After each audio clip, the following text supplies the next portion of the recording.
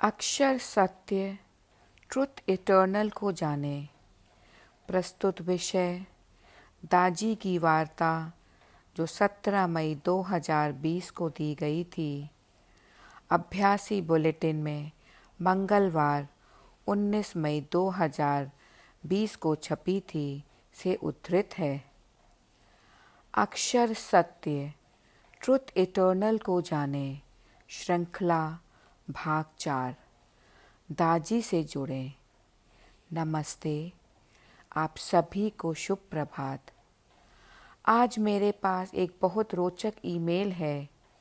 यह रोचक है, साथ ही आशाजनक है और मुझे बड़ी उम्मीद देता है।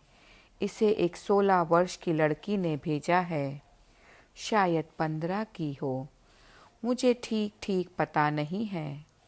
उसका अपना समूह है, उसके युवा मित्रों का। और जब आप ऐसी चीज़ें देखते हैं कि युवा बच्चे ऐसे सवाल पूछ रहे हैं जिन्हें मैं आपसे साझा करने वाला हूँ, तो उससे बहुत खुशी मिलती है। इतना ही नहीं, जब वह इस सवाल को अपने मित्रों के समूह से साझा करती है तो यह उनका भी सवाल बन जाता है। वे इसकी चर्चा करते हैं। सोचिए, इस उम्र की बच्ची अपने मित्रों से अक्षर सत्य ट्रुथ इटर्नल की चर्चा कर रही है। मुझे यह बहुत अच्छा लगता है जब युवा बच्चों के अपने ऐसे मित्र समूह हों जो सहज मार्ग और हार्टफुलनेस के दर्शन पर चर्चा करते हैं, तो वे अपने जीवन में पहले ही स्थित हो चुके हैं। उनके माता पिता निश्चिंत रह सकते हैं, हाँ, मेरा बच्चा सही मार्ग पर है। जब आप अपने बच्चे के एक भी मित्र को ध्यान के बारे में सवाल नहीं करते देखते, तो आपको चिंतित होना चाहिए कि आपका बच्चा इतना अच्छा नहीं है कि दूसरों को आकर्षित कर सके। क्षमा कीजिए, मैं उचित शब्दों और भाषा का प्रयोग नहीं कर रहा हूँ, पर मैं यह नहीं कह रहा कि आपका बच्चा बुरा है, लेकिन उसे अपने व्यक्तित्व से, अपने विचारों, अपने विश्वास और कार्यों से अभी लोगों को आकर्षित करना है। बेशक उसके पास विकसित होने का समय है, लेकिन जब इस उम्र का कोई बच्चा लोगों को आकर्षित कर पाता है तो खुशी होती है। आप निश्चिंत हो सकते हैं कि अब दुनिया में उसके लिए चिंता करने की ज़रूरत नहीं है।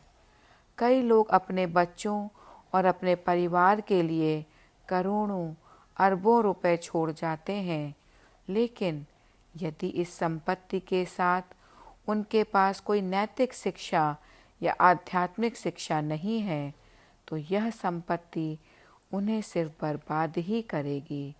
संपत्ति विनाश में सहायता देगी। इस भौतिक संपत्ति के साथ अगर आप अपनी आध्यात्मिक संपदा, आध्यात्मिक विवेक भी उन्हें दे सकें, उनकी नैतिक शक्ति बढ़ा सकें, तो यही असली विरासत है। यहाँ तक कि अगर आप उन्हें कुछ ना दे सकें तो भी अपने आंतरिक नैतिक बल की सहायता से वे इसे अपने जीवन में बना लेंगे। यह एक उदाहरण है। मुझे पता नहीं उस लड़की का नाम बताना चाहिए या नहीं। उसका नाम है लया। वह अमेरिका से है। मैं उसका मेल पढ़कर सुनाता हूँ।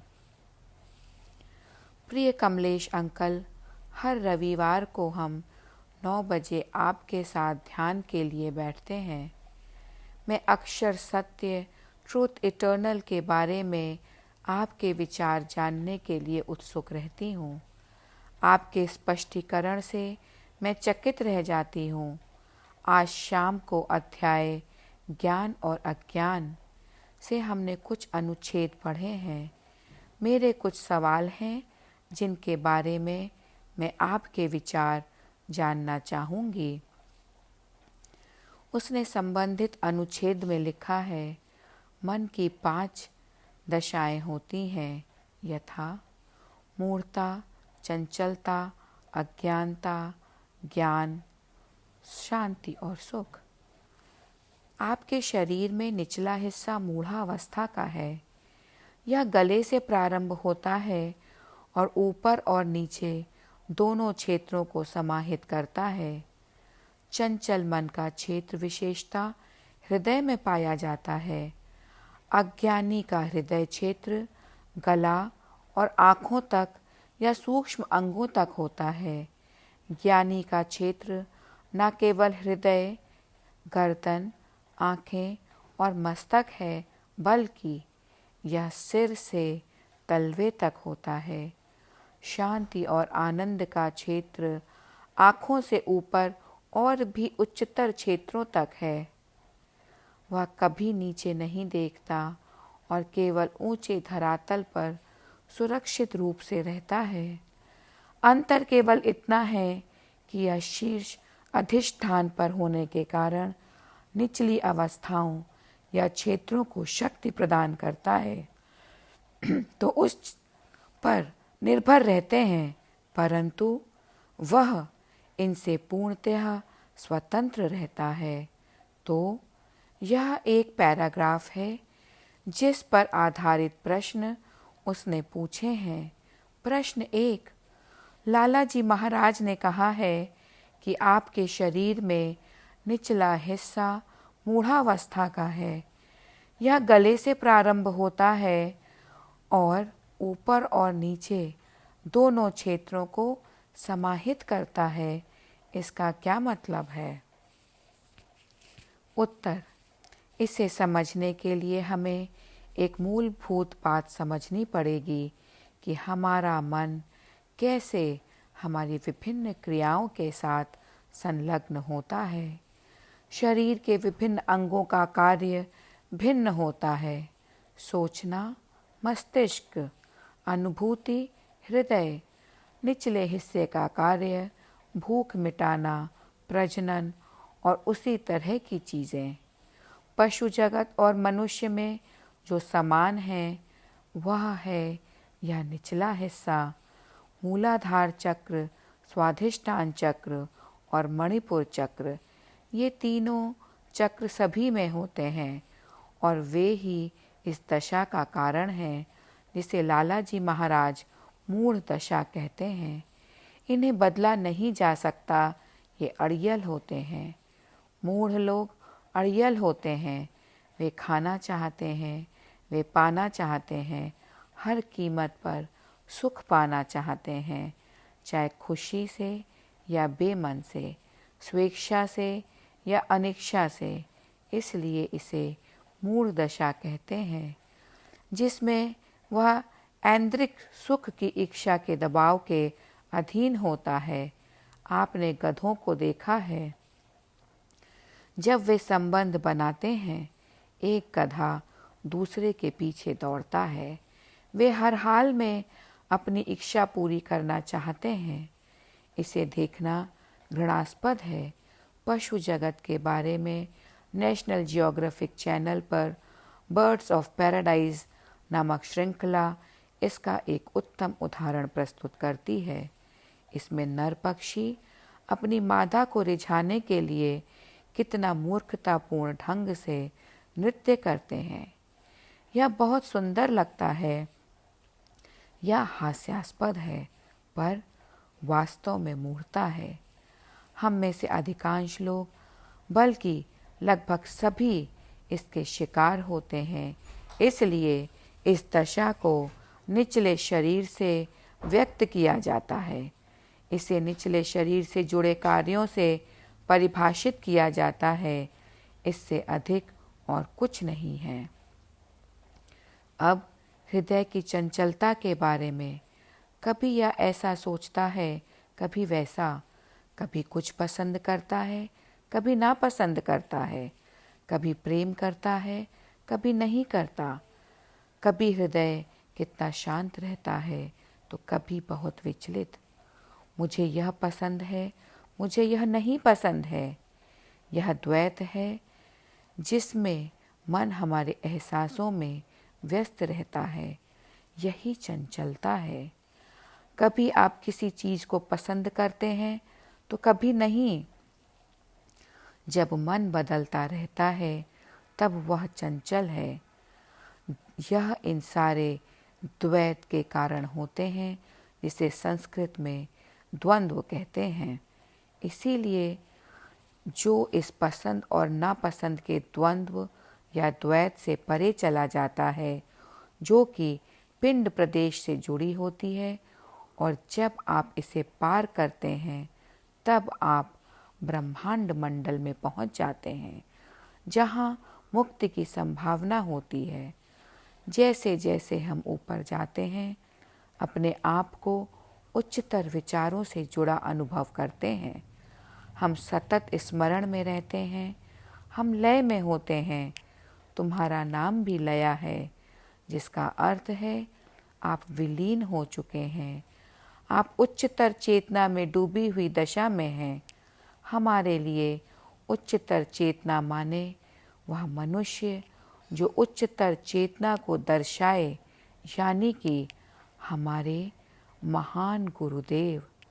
हम उनकी याद में, उनके स्मरण में रहते हैं। हम उस दशा में सरोबार रहते हैं जो वे रोज हमें देते हैं। उस अधिष्ठान की अवस्था को पाना चाहते हैं। हम उसमें रच बस जाते हैं। यह हमें प्रसन्नता और शांति देती है। जिस पल हम अपने मालिक की मधुर याद से दूर हो जाते हैं, समस्या तभी खड़ी हो जाती है। हमें यहाँ अच्छा नहीं लगता, क्योंकि जो चीज़ आपको शांति देती है, अगर आप उससे दूर हो जाएं, तो निश्चित ही आपकी काफ़ी बेचैन हो जाएंगे। अब अगला प्रश्न है कि चंचल मन का क्षेत्र हृदय है। मैं समझना चाहूँगी, चूँकि कंठ हृदय के ऊपर है, तो फिर वह मूढ़ दशा का क्षेत्र चंचल मन के क्षेत्र के ऊपर कैसे है? उत्तर: हमें इसे कुछ अलग ढंग से समझना होगा। जब हम ध्यान करते हैं तो लोग अक्सर हृदय को द्विआयामी मानकर ध्यान करते हैं। शायद ही कोई इसे त्रिआयामी मानता होगा। जब हम हृदय के बारे में, गर्दन के भाग आदि के बारे में सोचते हैं, तो मेरा अनुरोध है कि कुछ अलग ढंग से सोचें। इसे 5 चक्रों के समूह के रूप में कल्पना करें, जो एक दूसरे के अंदर स्थित है। तो हमारी गतिविधियाँ शरीर से जुड़ी होती हैं, शारीरिक ज़रूरतों से। निचला भाग इसे आंतरिक चक्र दर्शाता है। जब हम थोड़ा आगे जाते हैं, मूढ़ता से चंचलता की ओर, इसके बाहर का चक्र, और चंचलता से अज्ञानता की ओर जाते हैं, सबसे बाहर का चक्र। इसका चित्र साझा करते हैं। सबसे बाहर का चक्र शांति, आनंद दर्शाता है। जब हम अधिष्ठान की अवस्था में जुड़े रहते हैं, इसे रेखा गणितीय ढंग से ना देखें। तीसरा प्रश्न है कि जब शांति और आनंद का क्षेत्र नेत्रों से ऊपर स्थित है, तो हमारे हृदय पर ध्यान करने का इससे क्या संबंध है? उत्तर: जब हम शांति और आनंद के सभी बिंदु नेत्रों के ऊपर की ओर स्थित हैं, तो हम चंचलता के स्थान चंचल हृदय पर ध्यान क्यों करते हैं? जवाब है, इसकी चंचलता को नियमित करने के लिए। यदि आप पहले से ही आनंद की अवस्था में हैं, तो आपको ध्यान करने की कोई ज़रूरत नहीं है। लेकिन दुर्भाग्यवश हम हमेशा चंचलता की अवस्था में बने रहते हैं। एक मन स्थिति से दूसरी में, एक सिरे से दूसरे सिरे पर झूलते रहते हैं। इसके अलावा बाबूजी महाराज ने अपनी खोज में पाया कि हृदय चक्र या अनहद सभी चक्रों से जुड़ा रहता है। इसीलिए जब कोई भी कार्य हृदय पर होता है तो वहाँ की दशा अन्य सभी चक्रों में प्रसारित हो जाती है। वहाँ का कार्य अपने आप ही निचले और ऊपरी दोनों चक्रों पर व्यवस्थित हो जाता है। अगर आप अन्य चक्र पर ध्यान करें, जैसे कंठ चक्र पर, तो वह दशा वहीं तक सीमित रहेगी। यदि आप आज्ञा चक्र पर ध्यान करते हैं तो आपका केंद्र सिर्फ वही रहता है, पर जब हम हृदय पर ध्यान करते हैं तो खुद ब खुद अन्य चक्र भी प्रभावित होते हैं, स्वच्छ हो जाते हैं और प्राणाहुति उन्हें भी मिलती है।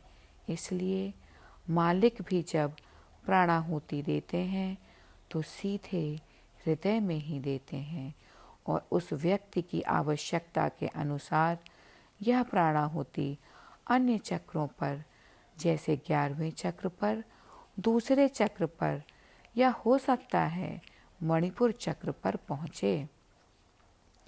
भले ही हम उस चक्र को अपनी इच्छा से या चेतन मन से या जानबूझकर इन चक्रों को स्पर्श नहीं करते, परंतु यदि वैसी अवस्था हो तो प्राणाहुति की मात्रा या तीव्रता और उसकी अवधि उस चक्र की आवश्यकता के अनुसार वहाँ पर जा सकती है।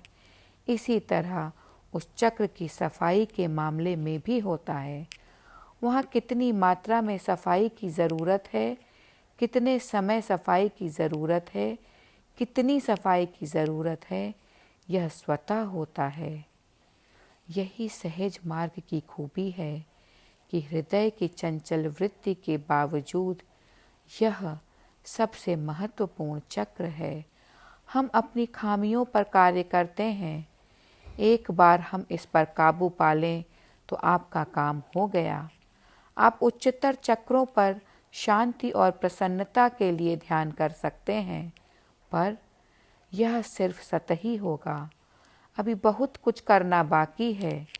उच्चतर चक्रों पर ध्यान करके आनंद प्राप्त करना अस्थायी है, क्योंकि आपने अपने हृदय की चंचलता पर काबू नहीं पाया है। हृदय पर ध्यान करने से हमारी कमियां हमें उजागर होती हैं, जिन्हें हम रेखांकित कर सकते हैं। जैसे संदेशों आदि में आप सभी पुस्तक में महत्वपूर्ण भाग को रेखांकित करते हैं, वैसे ही हृदय पर ध्यान हमारी कमियों को उजागर करता है। अपनी खूबियों पर ध्यान करना इतना लाभकारी नहीं होगा जितना कि अपनी कमियों पर मनन करना। मैं कमियों पर ध्यान करने के लिए नहीं कह रहा हूँ, उन पर मनन करने के लिए कह रहा हूँ, ताकि हम उन्हें सुधार कर उनके परे जा सकें। आगे हम कुछ और बातें अक्षर सत्य, ट्रूथ इटर्नल के बारे में करेंगे। आइए ध्यान करें। ध्यान सत्र के बाद फिर कुछ कहते हैं। पहले कुछ घोषणाएं। पहली घोषणा यह है कि अब लॉकडाउन में कुछ छूट मिलने की संभावना है, तो लोगों को सामूहिक सत्संग शुरू करने का मोह हो सकता है। वे कहेंगे, बल्कि मांग करेंगे कि व्यक्तिगत सिटिंग आमने सामने दी जाए। लॉकडाउन में छूट के बाद भी मैं चाहूँगा हम साथ मिलना और सामूहिक सत्संग स्थगित रखें। हम देश और परिस्थिति के अनुसार इस पर निर्णय लेंगे। तब तक हमारे रविवारीय सत्संग इसी तरह ऑनलाइन जारी रहेंगे। व्यक्तिगत सिटिंग भी जैसे अभी चल रही है चलती रहेगी, व्हाट्सएप पर या फ़ोन करके। हार्टफुल कम्युनिकेशन के बारे में बहुत काम हो रहा है। अच्छा होगा कि यदि प्रशिक्षक, स्वयंसेवक गण और पदाधिकारी 20-20 की बैच में इस प्रशिक्षण में भाग लें। इसकी पूर्व तैयारी अभी से की जा सकती है कि इसके लिए कौन सी सामग्री है और पढ़ने के लिए उसकी तैयारी की जा सकती है। इस प्रशिक्षण में भाग लेने के पहले क्या पढ़ना है, यह सब आजकल ज़रूरी हो गया है, क्योंकि एक वयस्क के रूप में हम जिस तरीके से बात करते हैं उसे युवा ज़्यादा पसंद नहीं करते। क्या आपने इस पर गौर किया है? आपने अपने परिवार में ही इसे देखा होगा। तो बातचीत करते हुए उन्हें किसी तरह से आहत ना करें। आहत करना यानी हिंसा, इसलिए दूसरे शब्दों में इसे अहिंसक संवाद भी कहा जा सकता है। मैं कुछ लोगों को इस कार्यक्रम में भाग लेने के लिए आमंत्रित करता हूँ। मैं इसका ईमेल एड्रेस इस सत्र के समाप्त होने के पहले आपको बताता हूँ। हमारे आज के युवा प्रमुख पदाधिकारियों के आसपास घटित होने वाली नकारात्मक बातों से काफ़ी संवेदनशील हैं, जैसे राजनीति। वे इसे झेल नहीं पाते, वे इसे बर्दाश्त नहीं कर पाएंगे। उन्हें लगता है वे ध्यान करते हैं या फिर राजनीति, ध्यान करते हैं या फिर ऐसा, ध्यान करते हैं और फिर भी ऐसा व्यवहार। इसलिए आप सावधान रहें कि आप कई लोगों को अपने से दूर कर रहे हैं। अगर आप में ये प्रवृत्तियां हैं जिन पर आपका नियंत्रण नहीं है, तो आप न सिर्फ अपना आध्यात्मिक भविष्य खराब कर रहे हैं, बल्कि उनका भी जो अच्छे जीवन की अपेक्षा करते हैं। हमारे युवा इसलिए बेहतर होगा कि राजनीति से दूर रहें।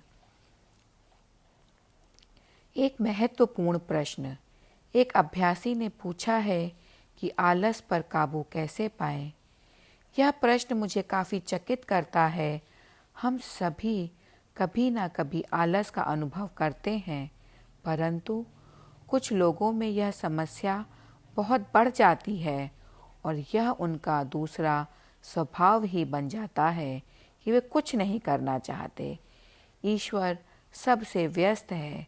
अगर आप इस तरह से कहना चाहें, अगर आप इस तरह से कहना या सोचना चाहें, शैतान भी काफ़ी व्यस्त है। अगर आप ईसाइयत में विश्वास करते हैं तो शायद शैतान ईश्वर से भी ज़्यादा व्यस्त है। और अगर आलसी व्यक्ति व्यस्त नहीं है तो मेरे ख्याल से आप प्रतिस्पर्धा में हैं। आप शायद शैतान से भी बुरे हैं। आप प्रतिस्पर्धा ही नहीं करते, ना तो शैतान से ना ही ईश्वर से।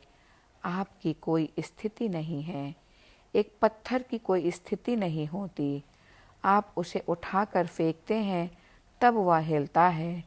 कौन जाने कि अगले जन्म में आपका कोई अचल योनि प्राप्त हो, बहुत स्थूल, जिसमें आपके सूक्ष्म कारण और स्थूल शरीर एक हो जाएं, कोई जड़ वस्तु। भविष्य में हम क्या बनेंगे, इसका चुनाव हमारा होता है। ईश्वर कोई चुनाव नहीं करता। अगर हम आलस करते हुए स्लॉथ, विश्व का सबसे आलसी प्राणी की तरह अवस्था में बने रहें, जिसमें आप कुछ नहीं करना चाहते, यह सक्रियता और निष्क्रियता की विरोधाभासी बातों से भिन्न है। जैसा बाबूजी कहते थे, सक्रियता में निष्क्रियता या निष्क्रियता में छिपी सक्रियता कहाँ उससे अलग है। इस विचार को कैसे समझें?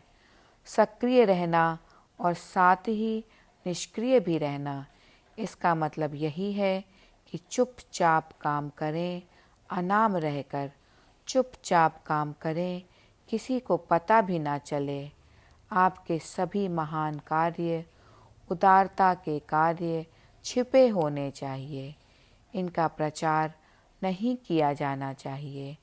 बाबूजी कहते हैं, लोगों को लग सकता है कि मैं कुछ नहीं करता, बस हुक्का पीते रहता हूँ, पर वे एक दूसरे स्तर पर अथाह काम करते हैं।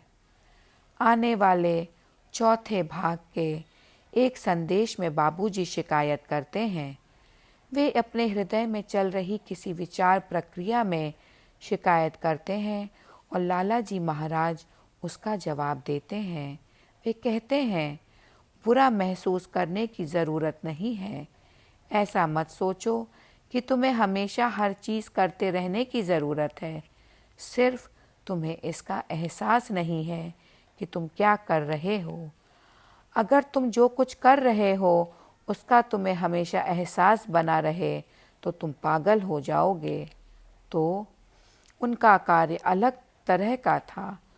उसका स्तर, उसकी तीव्रता अलग थी, बहुत ही सक्रिय, बहुत अधिक सक्रिय। जब पहिया तीव्र गति से घूमता है तो ऐसा लगता है मानो वह स्थिर है।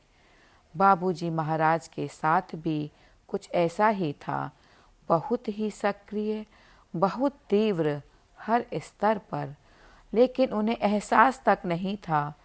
कई चीज़ों की सुध बुध नहीं थी।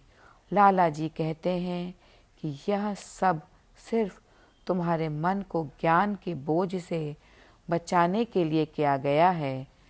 यहाँ ज्ञान के बोझ की बात की गई है और हम सब ज्ञान के पीछे पड़े रहते हैं। यह एक तरह से अच्छा है, पर क्रिया के बगैर ज्ञान का कोई उपयोग नहीं है। अक्षर सत्य, ट्रुथ इटर्नल का सार यही है कि क्रिया पहले होती है, उसके प्रभाव से सही ज्ञान उभरता है। इस ज्ञान का उद्देश्य है आनंद और शांति के स्तर तक पहुंचना। यदि आप कार्य नहीं करते तो आपको ज्ञान की प्राप्ति कैसे होगी और आप मुक्ति कैसे प्राप्त करेंगे। एक आलसी व्यक्ति बहुत कुछ खोता है। अगर आप इसकी गंभीरता और इस नाट्य को समझें तो शायद आपको लगे कि मुझे कुछ करना चाहिए। इस बात पर मैं आपको एक चुटकुला सुनाता हूँ जो मेरे बेटे ने मुझे भेजा था। यह एक सिनेमा की क्लिप है, हिंदी सिनेमा की। उसने इसे बोलकर सुनाया था कि एक व्यक्ति, उस फिल्म का कोई चरित्र या नायक, किसी पुलिया के नीचे लेटा है। उसने शराब पी रखी है और इतना आलसी है कि वह हिल भी नहीं रहा है।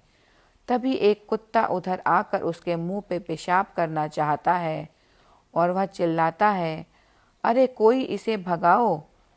क्या आप इस हद तक आलसी हैं कि अगर कोई आप पर पेशाब करने की कोशिश करे तब भी आप अपनी जगह से नहीं हिलेंगे? यह दुखद है। जो ध्यान करते हैं उन्हें पता होता है कि किस वक्त पर क्या करना चाहिए। कोई हमारी मदद नहीं कर सकता। जो आलसी हो उसे कोई मदद नहीं करता। अगर आप इसका उपाय चाहते हैं तो इससे कैसे उबरा जाए तो मैं कोई उपाय नहीं बता सकता। मैं आपको प्रेरित कर सकता हूँ और डरा सकता हूँ। धन्यवाद।